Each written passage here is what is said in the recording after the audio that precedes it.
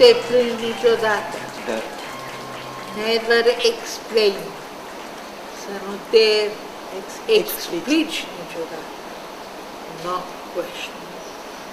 Nici o întrebare să nu pui. Never insist. Și să nu insista.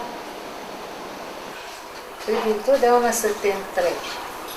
Trebuie să întrebi de ce. De ce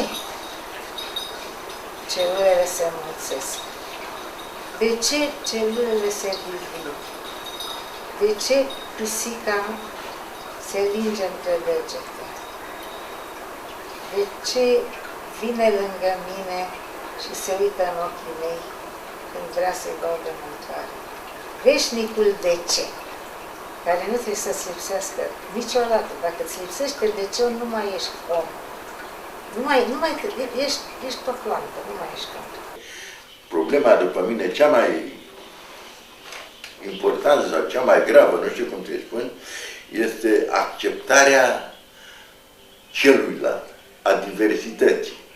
Adică și alții, nu numai tu. Tu ești cum ești, alții sunt cum sunt, dar nu cer dușman. Adică să accepti și cineva care are altă părere. Vedeți, treaba stă așa, că dacă ne-ar clona, am fi toți de aceeași părere. Credeți că v-ați simți mai bine dacă ați ști de la început ce gândește al din dreapta, al din stânga? Atunci lumea așa cum e, o acceptăm. N-aș repeta ce a spus Polonius. Ce-a spus?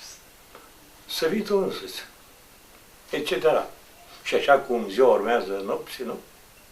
Nu știu replica pe deasupra toată.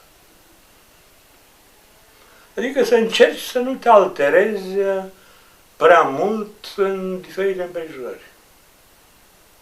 Să încerci să te salvezi. Atât cât e posibil, în mod real. Și va fi probabil din ce în ce mai greu. Asta e avantajul de a fi tineri. Încercați. Să vedeți cum să vedeți ce iese.